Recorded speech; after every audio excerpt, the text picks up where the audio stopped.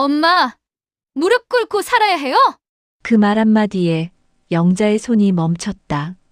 40년 동안 다른 무릎, 닳아버린 자존심.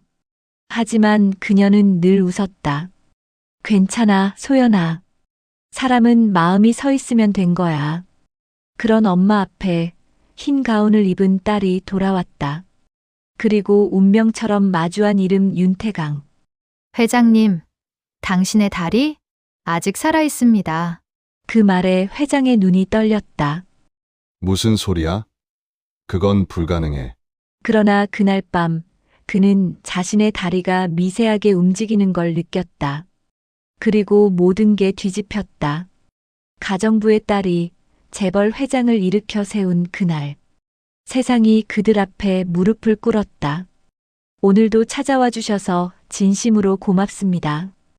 혹시 아직 구독과 좋아요를 안 눌러주셨다면 지금 한번 눌러주시면 큰 격려가 됩니다. 여러분의 응원이 저희의 원동력입니다. 새벽 5시 강남 태강그룹 저택의 주방에는 이미 불이 켜져 있었습니다. 60을 훌쩍 넘긴 한영자는 무릎을 꿇은 채 바닥을 닦고 있었어요. 걸레를 쥔 손마디마다 세월의 흔적이 깊게 새겨져 있었죠. 무릎에서는 오래된 상처가 터져 피가 배어 나왔지만 영자는 멈추지 않았습니다. 대리석 바닥에 비친 자신의 모습을 보며 영자는 쓴웃음을 지었어요. 주름진 얼굴, 굽은 허리, 그리고 피투성이 무릎. 이것이 40년을 이 집에서 살아온 영자의 초상화였습니다. 이 무릎이 닳아 없어져도 괜찮아. 소연이만 잘 살면 그걸로 됐어. 내 팔자는 이미 정해진 거니까. 영자의 입에서 나지막한 한숨이 새어나왔어요.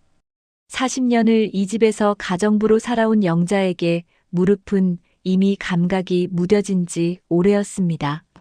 매일 아침 이렇게 바닥을 닦고 식사를 준비하고 저택 곳곳을 청소하는 일이 영자의 일상이었죠. 젊은 시절에는 이 일이 견딜 수 없이 고통스러웠지만 이제는 숨 쉬는 것처럼 당연해졌습니다. 아니, 어쩌면 숨 쉬는 것보다 더 자연스러운 일이 되어버렸는지도 몰라요. 영자는 거실로 이동해 소파 밑을 닦기 시작했습니다. 먼지 하나 용납하지 않는 회장 부인의 성격을 영자는 너무나 잘 알고 있었어요. 조금이라도 흠집이 보이면 당장 호통이 떨어지곤 했죠. 영자의 손은 구석구석을 정성스럽게 닦아냈습니다. 마치 자신의 존재 자체를 지우듯이 말이에요. 가정부, 아직도 아침 준비 안 끝났어? 도대체 뭘 그렇게 굼뜨게 하는 거야? 날카로운 목소리가 거실로 쏟아져 들어왔습니다. 회장 부인의 목소리였어요. 영자는 황급히 일어서려다 무릎에 통증이 밀려와 휘청거렸죠. 하지만 아픈 내색을 할 수 없었습니다. 얼른 허리를 구부리며 대답했어요. 죄송합니다, 사모님. 지금 바로 준비하겠습니다. 회장 부인은 아침 가운을 걸친 채 영자를 내려다보았습니다. 50대 중반의 나이지만 관리를 받아서인지 젊어 보이는 얼굴이었어요. 하지만 그 눈빛만큼은 차갑기 그지없었죠. 가정부 주제에 아직도 버릇 못 고쳤네. 나랑 눈 마주치지 말라고 했잖아. 너 같은 것이 감히 나를 쳐다보다니. 죄송합니다, 사모님. 영자는 고개를 더 깊이 숙였어요. 40해를 이 집에서 살았지만 영자는 단 한 번도 사람 대접을 받아본 적이 없었습니다. 아니, 어쩌면 사람이기를 포기한 지 오래였는지도 몰라요. 이 집에서 영자는 가구나 도구와 다를 바 없었습니다. 필요할 때만 사용되고 쓸모가 없으면 구석에 치워지는 존재였죠. 오늘 손님들 오시니까 점심 준비 제대로 해. 실수하면 용서 안 해. 예, 사모님. 명심하겠습니다. 회장 부인이 계단을 올라간 후 영자는 그제야 가슴을 쓸어내렸습니다. 심장이 아직도 두근거렸어요. 40년을 살았어도 회장 부인 앞에서는 항상 긴장이 됐습니다. 한순간의 실수가 모든 것을 무너뜨릴 수 있다는 걸 영자는 너무나 잘 알고 있었으니까요. 영자가 식탁을 차리기 시작할 때 호주머니 속 휴대전화가 진동했습니다. 딸 한소연에게서 걸려온 전화였어요. 영자는 주방 구석으로 몸을 숨기고 조심스럽게 전화를 받았죠.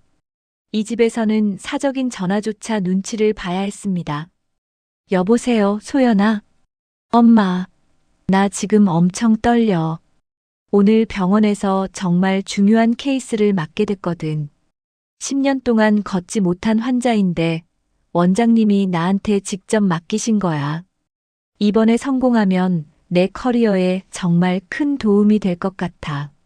소연의 목소리에는 흥분과 긴장이 뒤섞여 있었습니다. 영자는 딸의 목소리를 들으며 가슴이 벅차올랐어요.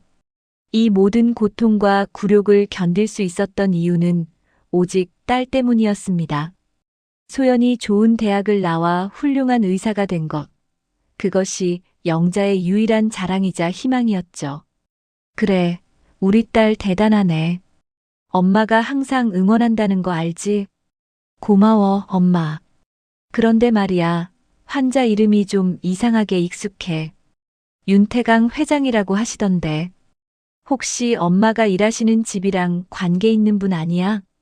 순간 영자의 손에서 국자가 떨어졌습니다. 쨍그랑 하는 소리가 주방에 울려 퍼졌어요. 윤태강. 그 이름을 듣는 순간 영자의 머릿속이 하얗게 변했습니다. 40년 전 기억이 파도처럼 밀려왔죠. 젊은 시절 사랑했던 남자 영자를 버리고 재벌가의 딸과 결혼한 그 남자, 그리고 영자를 가정부로 부려먹으며 40년을 굴욕 속에 살게 만든 바로 그 사람이었습니다. 엄마, 거기 계세요? 무슨 소리였어요? 왜 대답이 없으세요? 소연의 목소리가 들렸지만 영자는 입을 열 수가 없었습니다. 목구멍이 막힌 것처럼 숨이 막혔어요. 손은 부들부들 떨리고 가슴은 쿵쾅거렸습니다. 윤태강. 이 집의 회장, 영자가 40년간 무릎 꿇고 모셔온 바로 그 사람이었습니다. 소연아. 그 환자 이름이 정확히 뭐라고 했니? 윤태강 회장님이요. 태강그룹 회장님이시래. 10년 전 교통사고로 하반신 마비가 오셨다는데 그동안 여러 의사들이 도전했지만 다 실패했대. 엄마, 목소리가 왜 그래요? 많이 놀라신 것 같은데. 영자는 떨리는 손으로 벽을 짚었습니다. 무릎에 힘이 풀려 주저앉을 것만 같았어요. 딸이 그 사람을 치료하게 됐다니. 하필이면 윤태강을. 운명이란 게 이렇게 잔인할 수 있을까요? 40년 동안 피하고 싶었던, 하지만 피할 수 없었던 그 이름이 이제 딸의 입을 통해 들려오다니. 아니야, 아무것도 아니야. 그냥 엄마가 일하는 집 주인이라서 놀랐어. 소연아, 환자 치료에 최선을 다해. 넌 훌륭한 의사니까. 엄마가 믿어. 알았어요, 엄마. 걱정 마세요. 꼭 성공할게요. 그럼 나중에 다시 전화할게요. 엄마도 무리하지 마시고 무릎 괜찮으세요? 응, 괜찮아. 엄마는 걱정하지 마. 소연아, 엄마가 사랑한다. 전화를 끊은 영자는 그 자리에 주저앉았습니다. 40년 동안 묻어두었던 기억들이 하나씩 되살아났어요. 20살 영자와 25살 태강. 가난한 집안의 딸과 재벌 2세의 만남. 짧았지만 뜨거웠던 사랑. 그리고 임신 사실을 알렸을 때 돌아온 냉혹한 거절. 미안해, 영자야. 난 집안의 결정을 거스를 수 없어.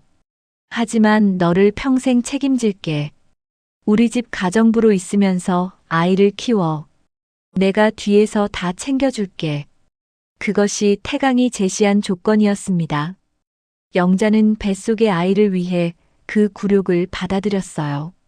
하지만 태강의 약속은 지켜지지 않았습니다. 결혼 후 태강은 영자를 철저히 외면했고 영자는 그저 저택의 가정부로만 존재했죠. 딸 소연은 아버지의 존재조차 모른 채 자랐습니다. 영자의 눈가에 눈물이 맺혔지만 금세 닦아냈습니다. 이제 와서 눈물이 무슨 소용이겠어요. 이제 와서 무슨 소용이람. 하지만 소연이가 그 사람을 치료한다니. 이게 대체 무슨 운명의 장난이람. 영자는 다시 일어나 무릎을 꿇고 바닥을 닦기 시작했어요. 하지만 마음 한구석에서는 알 수 없는 불안감이 커져만 갔습니다. 딸과 그 사람이 만나게 된다는 것. 그것이 어떤 결말을 가져올지 영자는 알 수 없었어요. 어쩌면 묻혀있던 진실이 드러날지도 모른다는 두려움. 그리고 동시에 가슴 깊은 곳에서 올라오는 묘한 기대감. 주방 창문 밖으로 아침 해가 떠올랐지만 영자의 가슴속은 여전히 복잡한 감정으로 뒤엉켜 있었습니다. 무릎으로 살아온 40년 그 세월이 이제 어떤 의미를 갖게 될까요? 영자는 묵묵히 걸레질을 계속했습니다. 이것이 영자가 할 수 있는 전부였으니까요. 같은 날 오전 10시 서울중앙병원 재활의학과 VIP 진료실. 한소연은 하얀 가운을 입고 차트를 검토하고 있었습니다. 35의 나이에 재활의학과 교수로 임용된 소연은 병원에서도 손꼽히는 실력자였어요. 특히 척추와 신경재활 분야에서는 타의 추종을 불허하는 실력을 인정받고 있었죠. 하지만 오늘만큼은 손이 떨렸습니다. 윤태강.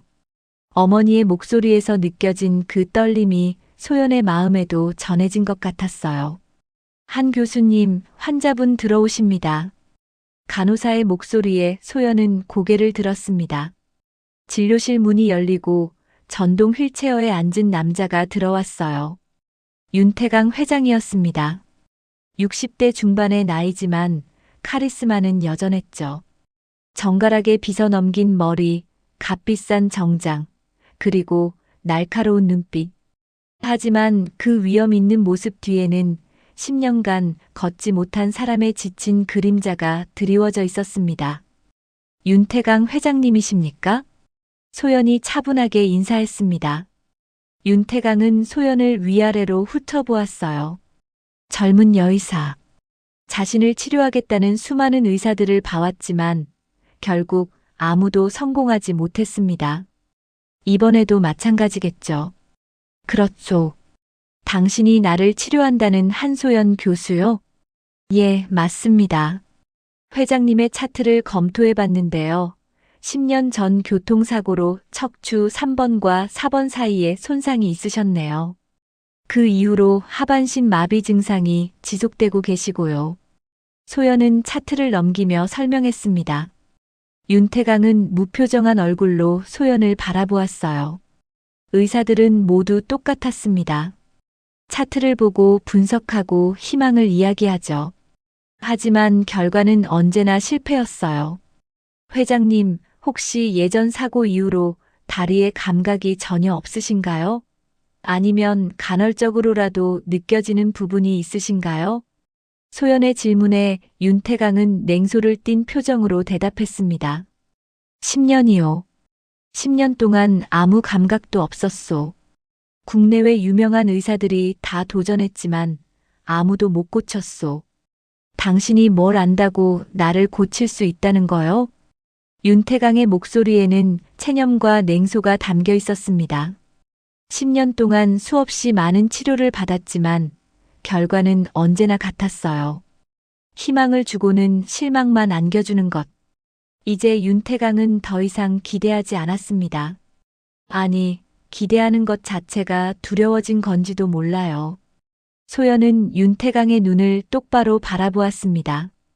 흔들림 없는 눈빛이었어요. 어머니 영자가 평생 간직해온 그 눈빛. 포기하지 않는 강인함이 담긴 눈빛이었죠. 회장님, 저는 포기하지 않습니다. 제 환자 중에는 8년 동안 못 걸었던 분도 계셨어요. 하지만 지금은 보조기구 없이 걸으십니다. 물론 쉽지 않은 과정이었죠. 하지만 환자분이 포기하지 않으셨고 저도 끝까지 함께했습니다. 윤태강은 소연의 눈을 응시했습니다. 그 순간 묘한 기시감이 들었어요. 저 눈빛, 어디서 본 것 같은 느낌. 오래전 기억 속 누군가가 자신을 바라보던 그 눈빛. 간절하면서도 강인했던 그 눈빛이 떠올랐습니다. 당신 눈빛이 참 특이하군요. 윤태강의 말에 소연은 고개를 갸우뚱했습니다.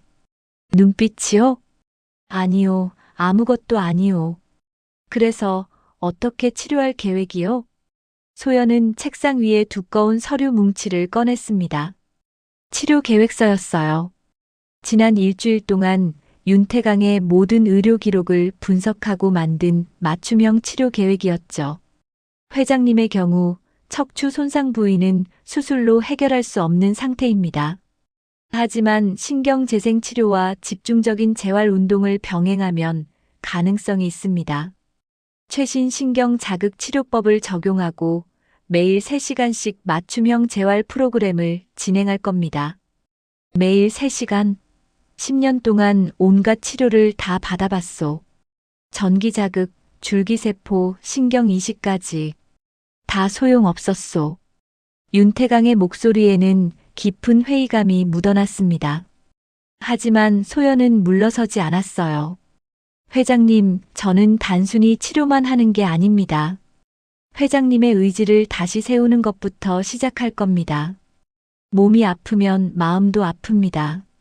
하지만 마음이 일어서면 몸도 따라 일어설 수 있어요. 소연의 말에 윤태강은 잠시 말을 잃었습니다. 저 확신에 찬 목소리, 저 포기하지 않는 태도, 마치 40년 전 자신에게 사랑한다고 말하던 영자의 모습이 겹쳐 보였어요. 윤태강은 고개를 저으며 그 생각을 떨쳐냈습니다. 좋소. 해봅시다. 어차피 잃을 것도 없으니. 감사합니다, 회장님. 후회하지 않으실 겁니다. 소연이 치료 계획서를 펼쳐 보이는 동안 윤태강은 창밖을 바라보았습니다.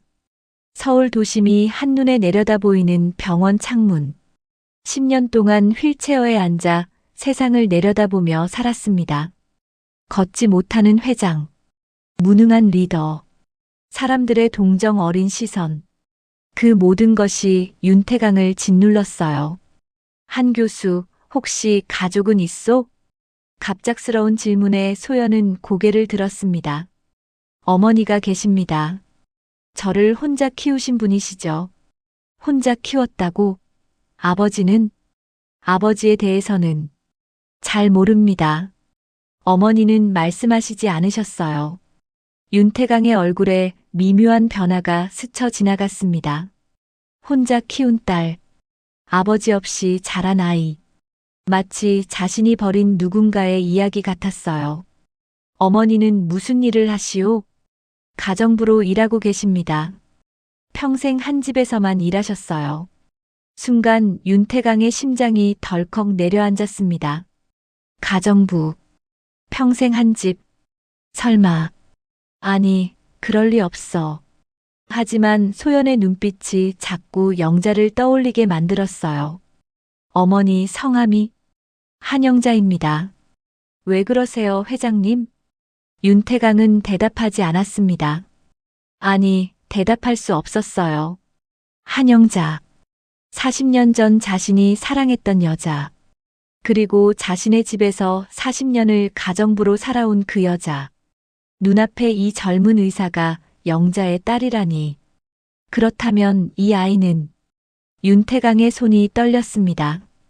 휠체어 손잡이를 꽉 움켜쥐었어요. 40년간 외면해온 진실이 이제 눈앞에 서 있었습니다. 자신이 버린 여자의 딸. 어쩌면 자신의 딸일지도 모르는 이 여자가 지금 자신을 치료하겠다고 말하고 있었어요. 회장님, 괜찮으세요? 안색이 안 좋으신데요. 소연이 걱정스러운 표정으로 물었습니다. 윤태강은 겨우 정신을 차리고 고개를 저었어요. 아니요, 괜찮소. 그냥 갑자기 어지러워서. 그럼 오늘은 여기까지 하시고 다음 주부터 본격적으로 치료를 시작하겠습니다. 회장님, 꼭 성공하겠습니다. 소연의 진지한 목소리가 진료실에 울려 퍼졌습니다. 윤태강은 고개를 끄덕였지만 마음속은 혼란으로 가득했어요. 운명이 자신을 벌주는 것일까요? 아니면 마지막 기회를 주는 것일까요? 윤태강은 알 수 없었습니다. 진료실을 나서는 소연의 뒷모습을 바라보며 윤태강은 깊은 한숨을 내쉬었습니다. 40년간 묻어두었던 과거가 이제 수면 위로 떠오르기 시작했어요. 그리고 그 과거는 윤태강의 현재를 그리고 미래를 뒤흔들 것이었습니다. 일주일 후 서울중앙병원 재활센터 치료실. 윤태강은 치료 침대에 누워 있었습니다. 하얀 천장을 바라보며 지난 일주일을 떠올렸어요. 한영자의 딸. 그 사실을 알게 된 이후로 윤태강은 잠을 제대로 이루지 못했습니다. 매일 밤 40년 전 기억이 되살아났죠. 영자의 눈물, 영자의 애원, 그리고 자신이 내린 냉혹한 결정. 모든 것이 악몽처럼 윤태강을 괴롭혔어요. 회장님, 준비되셨습니까? 오늘부터 본격적인 치료를 시작하겠습니다. 소연의 목소리에 윤태강은 정신을 차렸습니다. 소연은 하얀 가운을 입고 윤태강의 차트를 확인하고 있었어요. 그 모습이 너무나 의젓하고 당당해 보였습니다. 가정부의 딸이라는 것이 믿기지 않을 정도로 말이죠. 그렇죠. 시작합시다. 소연은 고개를 끄덕이고 윤태강의 다리 쪽으로 다가왔습니다. 조심스럽게 바지를 걷어 올리고 무릎 부분을 살펴보았어요. 10년 동안 사용하지 않은 근육은 많이 위축되어 있었습니다. 회장님, 제가 지금부터 다리를 들어 올릴 겁니다. 혹시 통증이나 감각이 느껴지면 바로 말씀해 주세요. 소연이 윤태강의 오른쪽 다리를 천천히 들어 올렸습니다. 무릎을 구부리고 펴는 동작을 반복했어요. 윤태강은 무표정하게 천장을 바라보았습니다. 10년 동안 수없이 받아본 치료였죠. 결과는 언제나 같았어요. 아무 감각도 없었습니다. 회장님, 여기를 눌러볼게요. 느껴지시나요? 소연이 허벅지 안쪽을 가볍게 눌렀습니다. 윤태강은 고개를 저으려다 멈칫했어요. 뭔가 이상했습니다. 분명 뭔가 느껴지는 것 같았어요. 잠깐, 다시 한번 눌러보시오. 소연은 다시 같은 부위를 눌렀습니다. 이번에는 조금 더 강하게 눌렀어요. 윤태강의 눈이 커졌습니다.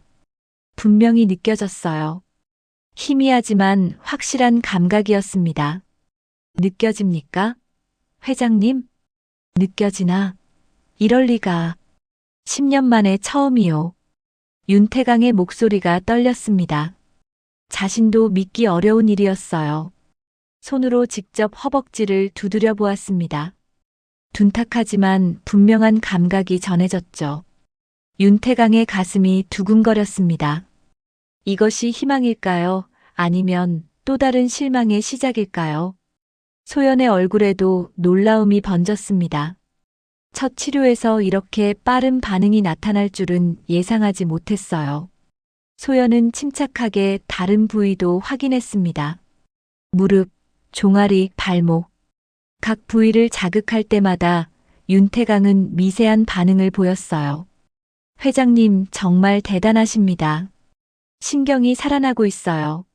하지만 이건 시작일 뿐입니다. 꾸준히 치료하셔야 합니다. 알겠소. 매일 오겠소. 아니, 하루에 2번이라도 오겠소. 윤태강의 목소리에는 절박함이 묻어났습니다. 10년 만에 찾아온 희망. 그것을 놓칠 수 없었어요. 설령 그 희망을 가져다 준 사람이 자신이 버린 여자의 딸이라 할지라도 말이죠. 소연이 치료 기록을 작성하는 동안 치료실 문이 열렸습니다. 중년의 간호사가 들어와 소연에게 다가왔어요. 김 간호사였습니다. 병원에서 20년 넘게 일한 베테랑이었죠. 교수님, 잠깐 말씀 좀 드릴게요. 김 간호사가 소연의 귀에 대고 작은 목소리로 속삭였습니다. 교수님, 이 회장님 말이에요. 예전에 병원 직원들 사이에서 소문이 돌았었어요. 집에 오래 일하신 가정부분이 계신다고. 한영자 씨라고 하시던데 그분 혹시. 소연의 손이 멈췄습니다. 펜을 쥔 손에 힘이 들어갔어요. 한영자. 어머니의 이름이었습니다. 한영자요? 제 어머니신데요. 소연의 목소리가 떨렸습니다. 김 간호사는 놀란 표호로 소연을 바라보았어요. 네. 교수님 어머니시라고요? 그럼 교수님이 그 집에서. 잠깐만요. 무슨 말씀이신지 제대로 설명해 주세요. 소연의 목소리는 차분했지만 얼굴은 창백해졌습니다. 가슴 속에서 불안감이 커져만 갔어요. 무언가 중요한 진실이 드러나려는 순간 같았습니다. 김 간호사는 난처한 표정을 지었습니다. 하지만 이미 시작한 말이었어요. 계속할 수밖에 없었죠. 태강그룹 저택에서 40년 동안 일하신 분이시잖아요. 병원 직원들 사이에서는 다들 알고 있는 얘기예요. 회장님이랑 특별한 관계였다는. 그 순간 소연의 머릿속이 하얗게 변했습니다. 특별한 관계. 40년. 그 말의 의미를 이해하는 순간 소연의 가슴이 철렁 내려앉았어요. 어머니가 평생 한 집에서 일한 이유. 아버지에 대해 단 한 번도 말씀하지 않으신 이유. 그리고 지금 자신이 치료하고 있는 이 남자. 소연은 천천히 고개를 돌려 윤태강을 바라보았습니다. 윤태강도 소연을 바라보고 있었어요. 두 사람의 시선이 공중에서 부딪혔습니다.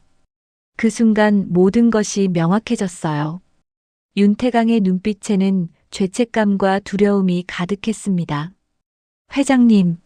소연의 입에서 떨리는 목소리가 흘러나왔습니다. 윤태강은 대답하지 않았어요. 아니, 대답할 수 없었습니다.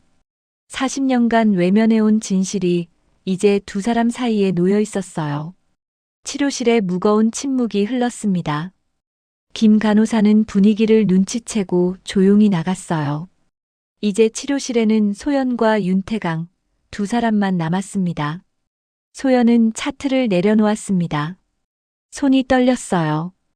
평생 궁금해했던 아버지.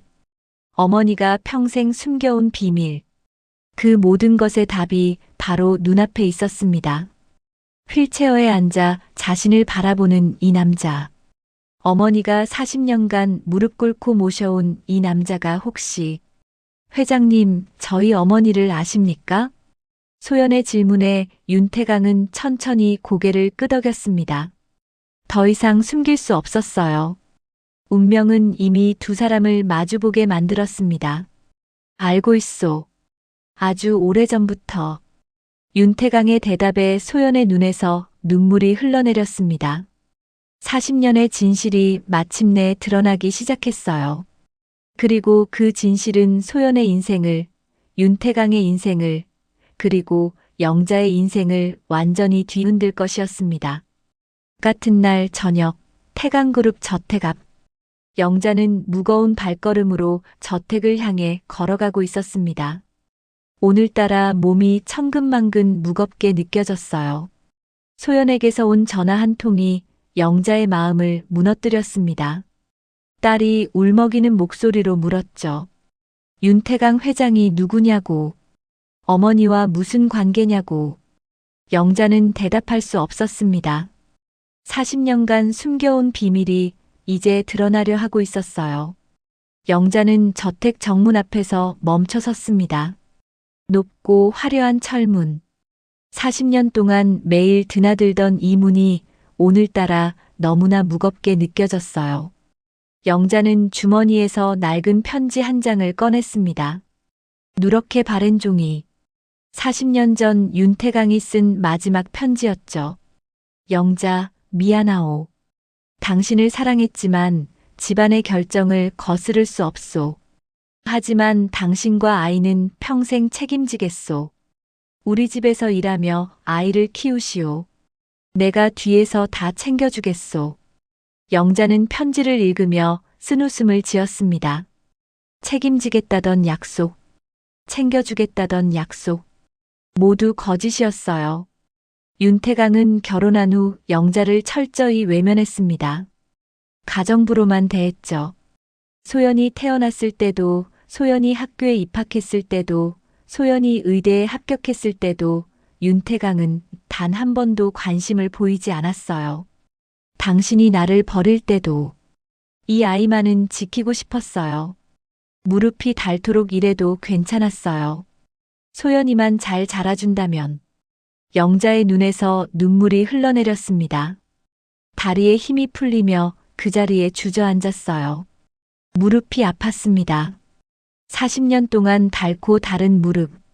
피가 배어나와 바지에 얼룩이 졌지만 영자는 신경 쓰지 않았어요. 육체의 고통보다 마음의 고통이 더 컸으니까요. 거기서 뭐 하십니까? 날카로운 목소리가 들렸습니다. 윤태강의 비서 정 과장이었어요. 50대 중반의 남자로 윤태강을 20년 넘게 보좌해온 사람이었습니다. 정 과장은 영자를 내려다보며 미간을 찌푸렸어요. 여기는 회장님 사저입니다. 함부로 앉아 계실 곳이 아닙니다. 영자는 천천히 고개를 들어 정 과장을 바라보았습니다. 차가운 눈빛이었어요. 평소에 고개 숙인 가정부가 아니었습니다. 여기서 40년을 살았어요. 내 무릎이 닳도록 일한 곳이에요. 내가 앉을 곳이 아니라고요? 영자의 목소리에는 지금까지 없던 강인함이 담겨 있었습니다. 정 과장은 당황한 표정을 지었어요. 평소 고분고분하던 영자의 태도가 아니었거든요. 무슨 말씀을 그렇게 하십니까? 피곤하신가 봅니다. 들어가서 쉬시죠. 쉬라고요? 40년 동안 단 하루도 제대로 쉬어본 적 없어요. 매일 새벽 5시에 일어나 밤 11시까지 일했어요. 명절에도 아플 때도 쉬지 않았어요. 왜 그랬는지 아세요? 영자가 떨리는 목소리로 물었습니다. 정 과장은 대답하지 못했어요. 영자는 천천히 일어섰습니다. 무릎이 욱신거렸지만 참았어요. 딸 때문이었어요. 내 딸만은 사람답게 살게 하고 싶었어요. 이 집 회장님처럼 떳떳하게 살게 하고 싶었어요. 영자의 말에 정 과장의 얼굴이 굳어졌습니다. 무언가 심상치 않은 분위기였어요. 하지만 더 이상 묻지 않았습니다. 알고 싶지 않았던 거죠. 같은 시각 서울중앙병원 원장실. 윤태강은 책상 앞에 앉아 서류를 뒤적이고 있었습니다. 한소연의 인사기록 파일이었어요. 출생일, 학력, 경력. 모든 것을 꼼꼼히 살펴보았습니다. 그리고 마지막 페이지에서 윤태강의 손이 멈췄어요. 보호자 한영자, 관계모. 아버지라는 비어 있었습니다. 윤태강의 손에서 펜이 떨어졌어요. 딸랑 하는 소리가 조용한 원장실에 울려 퍼졌습니다. 한소연, 한영자의 딸. 윤태강의 입에서 중얼거림이 흘러나왔습니다. 계산을 해보았어요. 소연의 나이는 35. 자신이 영자를 떠난 것이 40년 전. 시기가 정확히 맞아떨어졌습니다. 윤태강은 의자에 깊숙이 몸을 기댔어요. 가슴이 답답했습니다. 운명이 나를 벌주는구나. 윤태강의 눈가에 깊은 주름이 패였습니다. 40년 전 내린 결정. 사랑보다 집안을 택한 결정. 영자를 버리고 재벌가의 딸과 결혼한 결정. 그 모든 선택이 이제 윤태강 앞에 심판처럼 놓여 있었어요. 윤태강은 창밖을 바라보았습니다. 서울의 야경이 화려하게 펼쳐져 있었어요. 자신이 평생 쌓아 올린 제국. 하지만 그 제국의 밑바탕에는 한 여자의 희생이 깔려 있었습니다. 영자의 무릎, 영자의 눈물, 영자의 인생. 휴대전화가 울렸습니다. 집에서 걸려온 전화였어요. 윤태강은 전화를 받았습니다. 여보세요. 회장님, 한영자 씨가 오늘 좀 이상합니다. 정문 앞에 주저앉아 계시는데 정 과장의 목소리가 들렸습니다. 윤태강의 가슴이 철렁 내려앉았어요. 영자. 40년 동안 외면해온 그 이름. 이제는 더 이상 외면할 수 없었습니다. 내가 직접 통화하겠네. 윤태강은 전화를 끊고 심호흡을 했습니다. 40년 만에 영자와 제대로 된 대화를 나눠야 할 시간이 온 것 같았어요. 아니, 어쩌면 너무 늦은 것일지도 모릅니다. 윤태강은 휠체어를 돌려 병원을 나섰습니다. 가야 할 곳이 있었어요. 40년 동안 피해온 진실을 마주할 시간이었습니다. 이틀 후 서울중앙병원 재활의학과 연구실. 소연은 책상에 앉아 윤태강의 치료 계획을 수정하고 있었습니다. 지난 며칠 동안 잠을 제대로 자지 못했어요. 윤태강이 어머니와 특별한 관계였다는 사실, 그리고 자신이 혹시 그 사람의 딸일지도 모른다는 의심이 소연을 괴롭혔습니다. 어머니에게 전화해서 물어보고 싶었지만 용기가 나지 않았어요. 40년간 숨겨온 비밀을 이제 와서 캐묻는 것이 옳은 일일까요? 소연이 차트를 펼쳐보는 순간 연구실 문이 거칠게 열렸습니다. 쿵 하는 소리와 함께 30대 후반의 남자가 들어섰어요. 윤상민이었습니다. 윤태강의 장남이자 태강그룹의 전무였죠. 값비싼 정장을 입고 있었지만 얼굴에는 분노가 가득했습니다. 당신이 한소연 교수요? 상민의 목소리는 공격적이었습니다. 소연은 천천히 고개를 들어 상민을 바라보았어요. 처음 보는 얼굴이었지만 윤태강과 닮은 눈매가 누구인지 알려주고 있었습니다. 예, 그렇습니다만. 누구시죠? 윤상민이요. 윤태강 회장의 아들이요. 상민의 말에 소연의 얼굴이 굳어졌습니다. 윤태강의 아들. 어쩌면 자신의 이복 형제일지도 모르는 사람이 지금 자신을 노려보고 있었어요. 무슨 일로 오셨습니까? 소연은 침착하게 물었습니다. 하지만 가슴속에서는 불안감이 커져만 갔어요. 상민은 소연의 책상으로 성큼성큼 다가왔습니다. 책상을 탁 치며 소연을 내려다보았죠. 내가 감히 우리 아버지를 치료한다고? 가정부 딸 주제에 무슨 배짱으로? 상민의 목소리가 연구실에 울려 퍼졌습니다. 가정부 딸. 그 말이 소연의 가슴을 찔렀어요. 평생 들어온 말이었습니다. 학교에서도 사회에서도 늘 따라다니던 꼬리표였죠. 하지만 소연은 그 말에 굴하지 않고 자신의 길을 걸어왔습니다. 환자는 신분이 아니라 사람입니다. 제가 의사로서 최선을 다해 치료할 뿐입니다. 소연의 목소리는 단호했습니다. 조금도 흔들림이 없었어요. 상민은 비웃음을 터뜨렸습니다. 최선을 다해? 웃기는 소리 하지 마. 당신네 어머니가 우리 집에서 40년 동안 빌부터 산 거 다 알고 있어. 이제 딸까지 나서서 우리 집안에 기생하려는 거잖아. 기생이라니요? 저는 제 실력으로 이 자리에 온 사람입니다.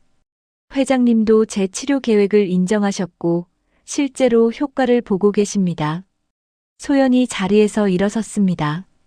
상민과 눈높이를 맞췄어요. 물러서지 않겠다는 의지였습니다. 효과? 10년 동안 수많은 명의들이 실패한 치료를 내가 성공시킨다고? 뭔가 꿍꿍이가 있는 거지. 아버지한테 접근해서 재산이라도 노리는 거 아니야? 상민의 말이 점점 더 악의적으로 변했습니다. 소연은 주먹을 꽉 쥐었어요. 분노가 치밀어 올랐지만 참았습니다. 의사로서의 품위를 잃고 싶지 않았거든요. 제 치료가 마음에 안 드신다면 회장님께 직접 말씀하세요. 저는 환자의 의지가 있는 한 최선을 다할 겁니다. 그때 연구실 문이 다시 열렸습니다. 영자였습니다. 평소 입던 낡은 옷 대신 단정한 블라우스를 입고 있었어요. 머리도 깔끔하게 빗어 넘겼습니다. 영자의 얼굴에는 더 이상 가정부의 비굴함이 없었습니다. 당당한 어머니의 모습이었죠. 엄마. 소연이 놀라서 소리쳤습니다. 영자가 왜 여기 온 걸까요? 영자는 소연을 지나쳐 상민 앞으로 다가갔습니다. 상민은 영자를 보자 비웃음을 지었어요. 오, 가정부 아줌마도 오셨네. 딸 뒷바라지 하러 왔어요? 영자는 상민을 똑바로 바라보았습니다. 40년 동안 한 번도 보여주지 않았던 눈빛이었어요. 분노와 슬픔, 그리고 결연함이 뒤섞인 눈빛이었습니다. 그 입 다물어요. 윤상민, 나는 당신이 젖먹일 때부터 봐왔어요. 내가 기저귀 갈아주고 밥 먹여주고 재워줬어요. 그런 당신이 지금 내 딸한테 무슨 짓을 하는 거예요? 영자의 목소리가 떨렸습니다. 하지만 힘이 있었어요. 상민은 당황한 표정을 지었습니다. 평생 고개 숙이고 살던 영자가 이렇게 나올 줄은 예상하지 못했거든요. 뭐야? 가정부 주제에 감히 나한테. 당신 아버지의 죄, 내가 다 알고 있어요. 40년 전 그 사람이 뭘 했는지, 나한테 어떤 약속을 했는지, 그리고 그 약속을 어떻게 저버렸는지 다 알고 있어요. 영자의 말에 연구실이 정적에 잠겼습니다. 소연은 어머니를 바라보며 가슴이 철렁 내려앉았어요. 어머니가 무슨 말을 하려는 걸까요? 상민의 얼굴에서 혈색이 사라졌습니다.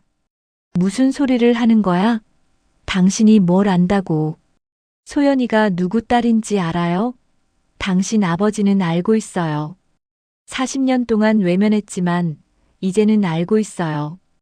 영자의 말이 떨어지자 상민이 뒤로 휘청거렸습니다.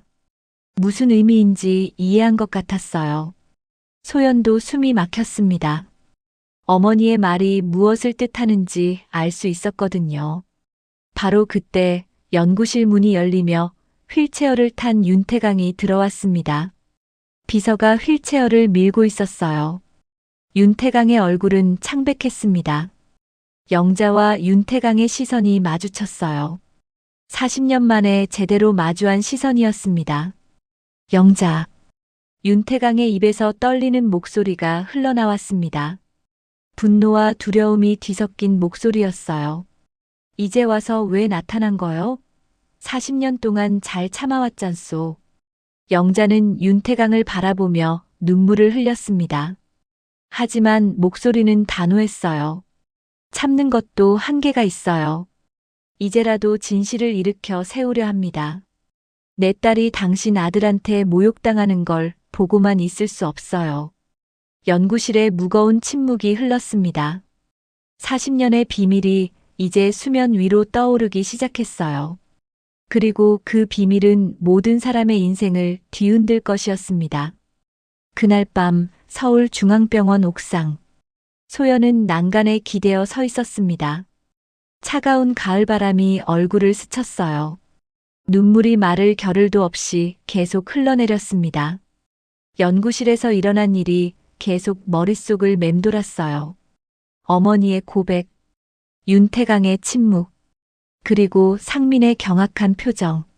모든 것이 소연의 인생을 뒤흔들어 놓았습니다. 35년을 살면서 한 번도 몰랐어. 내가 누구 딸인지도. 소연의 입에서 떨리는 목소리가 흘러나왔습니다. 평생 궁금했던 아버지의 정체. 알고 보니 어머니가 40년간 무릎 꿇고 모셔온 바로 그 사람이었어요. 그리고 자신이 치료하고 있는 환자. 이것이 운명의 장난일까요? 아니면 신이 내린 시험일까요? 옥상 문이 열리는 소리가 들렸습니다. 소연은 뒤를 돌아보았어요. 영자가 서 있었습니다. 평소보다 더 늙어 보이는 얼굴이었죠. 40년의 비밀을 드러낸 후 영자는 모든 힘을 잃은 것처럼 보였어요. 엄마. 소연의 목소리가 떨렸습니다. 영자는 천천히 소연에게 다가왔습니다. 딸의 어깨를 감싸 안았어요. 소연은 어머니 품에 안겨 소리내어 울었습니다. 35년 동안 참아왔던 모든 감정이 터져나왔어요. 엄마, 왜 말씀 안 하셨어요? 왜 평생 혼자 그 고통을 견디신 거예요? 영자는 딸의 등을 토닥이며 눈물을 흘렸습니다. 대답할 말을 찾기 어려웠어요. 40년간 지켜온 침묵을 어떻게 설명할 수 있을까요? 미안해, 소연아. 엄마가 너무 비겁했어. 진실을 말할 용기가 없었어. 두 사람은 한동안 서로를 아는 채 울었습니다. 찬바람이 불어와 머리카락을 날렸지만 두 사람은 움직이지 않았어요. 이 순간만큼은 세상에 둘만 있는 것 같았습니다. 잠시 후 소연이 어머니의 품에서 벗어나 물었습니다. 엄마, 그 사람이 윤태강 회장이 정말 제 아버지예요? 영자는 고개를 끄덕였습니다. 더 이상 숨길 수 없었어요. 진실을 말할 때가 온 것입니다. 그래, 소연아. 윤태강이 내 아버지야. 40년 전 엄마가 20살이었을 때 만났어. 사랑했지. 정말 사랑했어. 하지만 그 사람은 재벌가의 아들이었고 엄마는 가난한 집안의 딸이었지. 엄마가 너를 가졌을 때 그 사람은 결혼할 수 없다고 했어. 대신 자기 집 가정부로 일하면서 너를 키우라고 했지. 영자의 목소리는 담담했지만 그 속에는 깊은 슬픔이 배어 있었습니다. 소연은 주먹을 꽉 쥐었어요. 분노가 치밀어 올랐습니다. 그럼 엄마는 40년 동안 제 아버지 집에서 가정부로 일하신 거예요? 무릎 꿇고 천대받으면서요? 그래야 너를 지킬 수 있었어. 그 사람이 약속했거든. 내 교육비를 대주고 너를 뒤에서 돕겠다고. 하지만 결혼한 후에는 완전히 외면했지. 엄마는 그저 가정부일 뿐이었고 너는 존재하지 않는 아이였어. 영자의 눈에서 또다시 눈물이 흘러내렸습니다. 소연은 난간을 꽉 붙잡았어요. 분노와 슬픔이 교차했습니다. 그럼 이건 뭐예요? 제가 그 사람을 치료하는 건 이게 복수인가요? 엄마, 이게 복수라면. 소연의 목소리가 점점 커졌습니다. 하지만 영자는 고개를 저었어요. 딸의 손을 꽉 잡았습니다. 아니야, 소연아. 이게 복수라면 엄마는 더 이상 행복하지 않아. 복수는 아무것도 해결하지 못해. 그저 또 다른 상처를 남길 뿐이야. 영자의 말에 소연은 어머니를 바라보았습니다. 이해할 수 없었어요. 40년간 고통받은 어머니가 왜 복수를 원하지 않는 걸까요? 그럼 엄마, 우린 뭘 위해 살아온 거예요? 엄마가 그렇게 무릎 꿇고 사신 게 뭐였어요? 소연의 목소리에는 절규가 담겨 있었습니다. 영자는 딸의 어깨를 잡고 똑바로 바라보았어요. 소연아, 엄마는 너를 위해 살았어. 너는 엄마처럼 무릎 꿇지 말라고. 너는 당당하게 살라고. 그래서 의사가 되라고 했던 거야. 내가 그 사람을 일으켜 세운 건 복수가 아니라 구원이야. 영자의 말에 소연은 숨이 막혔습니다. 구원. 그 단어가 가슴에 와닿았어요. 구원이요? 우릴 버린 사람을 왜 구원해야 해요? 그게 우리가 그 사람보다 나은 사람이 되는 길이야. 소연아, 증오는 증오를 낳을 뿐이야. 엄마도 40년 동안 그 사람을 미워했어. 하지만 그 미움이 엄마를 행복하게 해주진 않았어. 오히려 엄마를 더 비참하게 만들었지.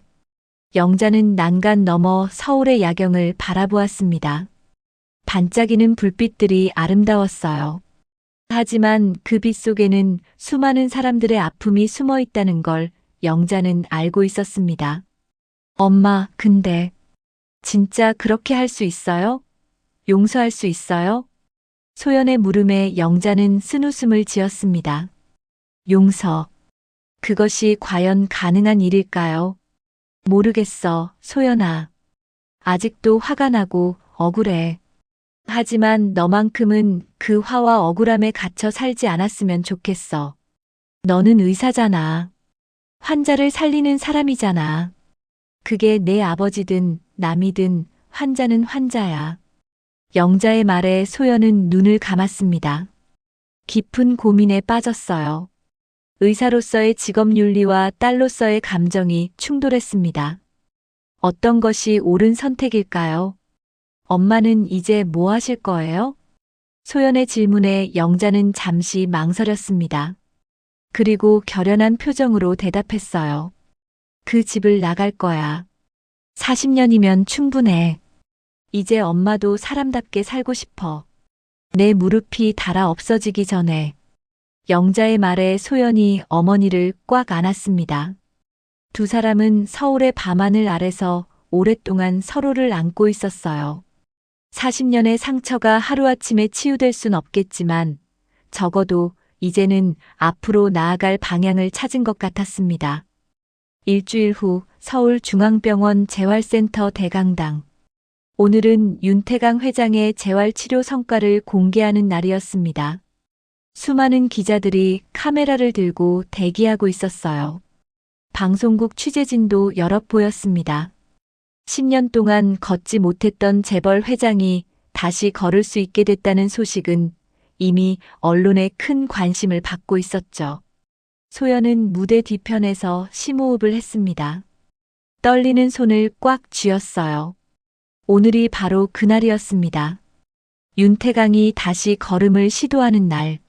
지난 한 달간 집중적인 치료를 받은 결과였죠.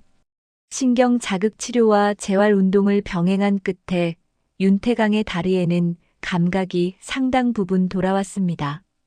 하지만 실제로 걷는 것은 또 다른 문제였어요. 교수님 준비되셨습니까? 간호사가 다가와 물었습니다. 소연은 고개를 끄덕였어요. 무대 중앙으로 걸어 나갔습니다. 플래시가 터지기 시작했죠. 수십 개의 카메라가 소연을 향했습니다. 안녕하십니까? 재활의학과 한소연 교수입니다. 오늘 여러분 앞에서 윤태강 회장님의 재활치료 결과를 보여드리게 되어 영광입니다. 소연의 목소리는 떨렸지만 또렷했습니다. 그 순간 무대 옆문이 열렸어요. 윤태강이 휠체어를 타고 들어왔습니다. 하지만 이전과는 달랐죠. 얼굴에 생기가 돌았고 눈빛에는 희망이 담겨 있었습니다. 윤태강은 무대 중앙에 멈춰 섰습니다. 소연이 윤태강에게 다가갔어요. 두 사람은 잠시 눈을 마주쳤습니다. 아버지와 딸. 그 사실을 알게 된 후 한 달이 흘렀지만 여전히 어색했어요. 하지만 오늘만큼은 그런 감정을 넘어서야 했습니다. 의사와 환자로서 최선을 다해야 했죠. 회장님 준비되셨죠? 천천히 한 발씩 가시면 됩니다. 소연이 윤태강의 손을 잡았습니다. 따뜻한 손이었어요. 윤태강은 소연의 손을 꽉 쥐었습니다. 딸의 손. 35년 동안 한 번도 제대로 잡아본 적 없는 손이었죠. 윤태강의 눈가에 눈물이 맺혔습니다.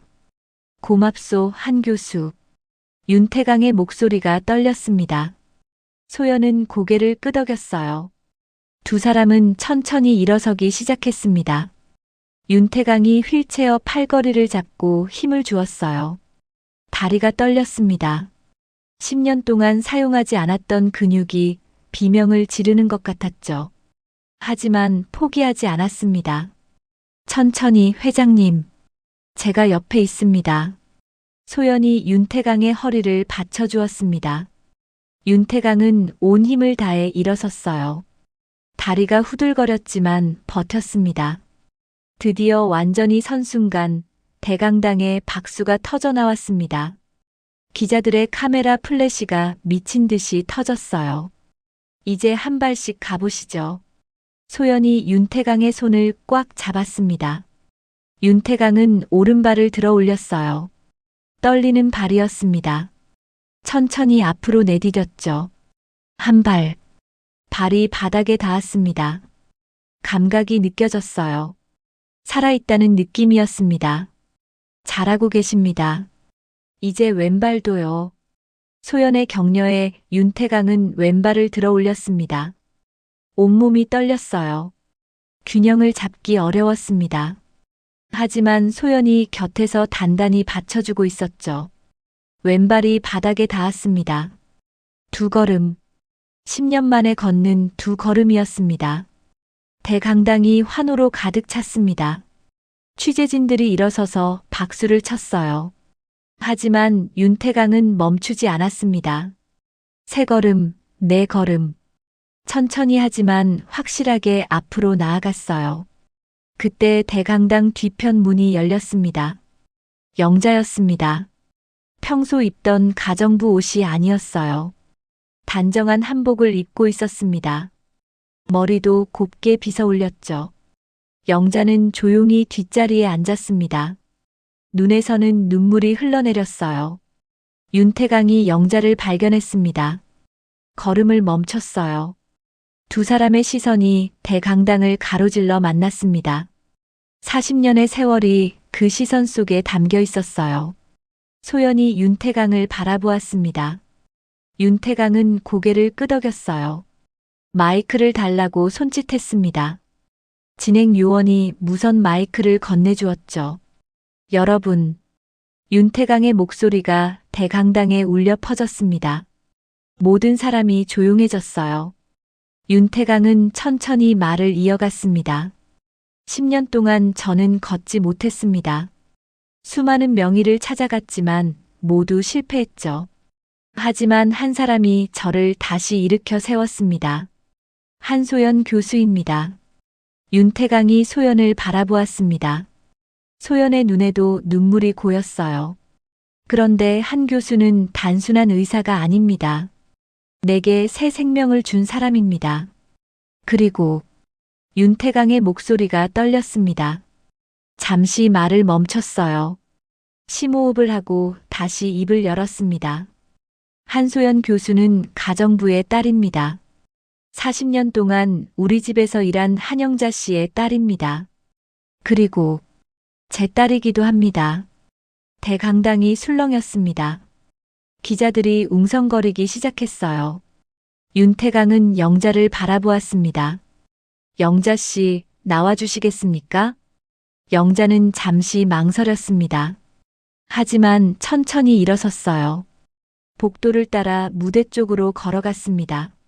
모든 카메라가 영자를 향했죠. 영자는 무대 앞에 섰습니다. 윤태강과 마주 보았어요. 윤태강은 소연의 손을 잡고 천천히 영자에게 다가갔습니다. 한 걸음, 두 걸음. 마침내 영자 앞에 섰어요. 그리고 놀라운 일이 벌어졌습니다. 윤태강이 천천히 무릎을 꿇기 시작한 것입니다. 회장님, 소연이 놀라서 소리쳤습니다. 윤태강을 붙잡으려 했어요. 하지만 윤태강은 고개를 저었습니다. 천천히 조심스럽게 무릎을 굽혔어요. 10년 만에 움직이는 다리로 무릎을 꿇었습니다. 평생 당신 앞에 무릎 꿇고 싶었소. 영자 씨, 용서해 주시오. 윤태강의 목소리가 떨렸습니다. 영자는 눈물을 흘리며 윤태강을 내려다보았어요. 40년간 자신이 무릎 꿇었던 그 사람이 이제 자신 앞에 무릎 꿇고 있었습니다. 소연도 어머니 곁에 섰습니다. 모녀가 서로를 바라보았어요. 대강당이 고요했습니다. 세상이 잠시 멈춘 듯 했죠. 플래시만이 계속 터졌습니다. 이 순간이 역사에 기록되고 있었어요. 5년 후 서울 강동구에 위치한 한빛 재활센터. 햇살이 가득 들어오는 밝은 건물이었습니다. 입구에는 큰 현판이 걸려 있었어요. 한빛 재활센터. 그 아래에는 작은 글씨로 윤태강 재단 후원이라고 적혀 있었습니다. 소연이 설립한 이 센터는 경제적으로 어려운 환자들을 위한 무료 재활 치료를 제공하고 있었어요. 소연은 하얀 가운을 입고 재활 치료실을 걷고 있었습니다. 40대가 된 소연의 얼굴에는 성숙함과 자신감이 묻어났어요. 센터 곳곳에서 환자들이 재활 운동을 하고 있었습니다.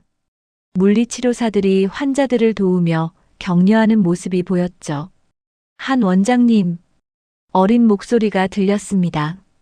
10살쯤 되어 보이는 소년이었어요. 민준이라는 아이였습니다. 교통사고로 다리를 다쳐 석 달 전부터 이곳에서 치료받고 있었죠. 소연은 무릎을 굽혀 민준과 눈높이를 맞췄습니다. 민준아, 오늘 컨디션은 어째? 좋아요. 오늘은 꼭 혼자 걸어보고 싶어요. 민준의 눈망울이 반짝였습니다. 소연은 미소를 지으며 민준의 손을 잡았어요. 천천히 일어서게 도왔습니다. 민준의 다리가 떨렸지만 포기하지 않았어요. 선생님, 저 정말 걸을 수 있을까요? 친구들처럼요. 민준의 목소리에는 간절함이 담겨 있었습니다. 소연은 민준의 어깨를 다독이며 대답했어요. 기적은 걷는 데서 시작되지 않아. 믿는 데서 시작되는 거야. 민준이가 자신을 믿으면 반드시 걸을 수 있어. 소연의 말에 민준은 고개를 끄덕였습니다. 소연과 함께 천천히 발을 내디뎠어요. 한 걸음, 두 걸음. 민준의 얼굴에 기쁨이 번졌습니다. 소연은 그 모습을 바라보며 5년 전을 떠올렸어요. 윤태강이 다시 걸음을 시작했던 그날을 말이죠. 재활실을 나온 소연은 원장실로 향했습니다. 문을 열자 벽면에 걸린 액자들이 눈에 들어왔어요. 윤태강 재단 후원 감사패가 가장 먼저 보였습니다. 그 옆에는 한영자 명예관장이라고 새겨진 명패가 놓여 있었죠. 소연은 창가로 다가가 밖을 바라보았습니다. 센터 정원에서 영자가 환자들과 이야기를 나누고 있었어요. 60대 중반이 된 영자는 이제 가정부가 아니었습니다. 한빛 재활센터의 명예관장이자 환자들의 든든한 조력자였죠. 영자의 얼굴에는 평화로운 미소가 떠올라 있었습니다. 더 이상 무릎 꿇지 않는 사람답게 사는 삶이었어요. 원장실 문이 노크되었습니다. 소연이 들어오라고 하자 비서가 들어왔어요. 원장님, 윤태강 회장님께서 오셨습니다. 소연은 고개를 끄덕였습니다. 잠시 후 윤태강이 지팡이를 짚고 들어왔어요. 5년 전보다 훨씬 건강해 보이는 모습이었습니다. 완전히 걷는 것은 아니었지만 지팡이만으로도 충분히 이동할 수 있었죠. 소연. 윤태강이 딸을 부르는 목소리는 따뜻했습니다. 5년 동안 두 사람의 관계는 조금씩 회복되고 있었어요. 쉽지 않은 과정이었습니다. 40년의 공백을 메우는 것은 불가능했죠. 하지만 적어도 아버지와 딸로 대화할 수 있게 되었습니다. 앉으세요, 회장님. 소연은 여전히 윤태강을 회장님이라 불렀습니다. 아버지라고 부르기엔 아직 시간이 더 필요했어요. 윤태강도 그것을 이해했습니다. 서두르지 않기로 했죠. 오늘 센터 둘러봤네. 환자들이 많이 늘었더군. 예, 윤태강 재단 덕분입니다. 후원해 주셔서 감사합니다. 아니야, 내가 해야 할 일이었네. 아니, 너무 늦게 한 일이지. 윤태강의 목소리에는 여전히 죄책감이 묻어났습니다. 5년이 지났지만 과거의 죄를 완전히 씻어낼 순 없었어요. 하지만 적어도 속죄하려 노력하고 있었습니다. 어머니는 어떠신가? 소연이 물었습니다. 윤태강은 창밖의 영자를 바라보았어요. 행복해 보이네. 5년 전 처음으로 영자의 웃는 얼굴을 봤네. 진짜 웃음이었지. 두 사람은 잠시 침묵했습니다. 편안한 침묵이었어요. 소연은 차를 따라 윤태강에게 건넸습니다. 회장님, 상민 형은 어떤가요? 윤태강의 얼굴이 어두워졌습니다. 장남 윤상민은 5년 전 진실이 드러난 후 크게 반발했어요. 소연을 인정하지 않았죠. 하지만 시간이 흐르면서 조금씩 변하고 있었습니다. 아직은 어렵네. 하지만 언젠가는 이해해주겠지. 내가 저지른 잘못이니 상민이가 화낼 자격이 있네. 원장실에 따뜻한 오후 햇살이 가득 들어왔습니다. 소연은 벽에 걸린 어머니의 사진을 바라보았어요. 태강그룹 저택에서 찍은 사진이 아니라 이곳 한빛 재활센터에서 환자들과 함께 찍은 사진이었습니다. 영자의 얼굴에는 진심 어린 미소가 가득했어요. 그날 저녁 소연과 영자는 센터 옥상에 올라갔습니다. 서울의 노을이 아름답게 물들고 있었어요. 영자가 난간에 기대어 하늘을 바라보았습니다. 소연아, 엄마 이제 행복해. 영자의 목소리는 평온했습니다. 소연은 어머니의 손을 잡았어요. 알아요, 엄마. 엄마 얼굴만 봐도 알 수 있어요. 무릎을 꿇었던 인생도 언젠가 일어설 날이 있더구나. 이제는 엄마 대신 내 딸이 세상을 일으켜 세우고 있어. 정말 자랑스러워. 영자의 눈에서 눈물이 흘러내렸습니다. 하지만 슬픔의 눈물이 아니었어요. 감사와 기쁨의 눈물이었습니다. 엄마, 우리 함께 일으켜 세운 거예요. 엄마가 없었다면 전 여기까지 올 수 없었어요. 모녀는 서로를 꽉 껴안았습니다. 노을빛이 두 사람을 감싸 안았어요. 아래층 재활실에서는 환자들의 웃음소리가 들려왔습니다.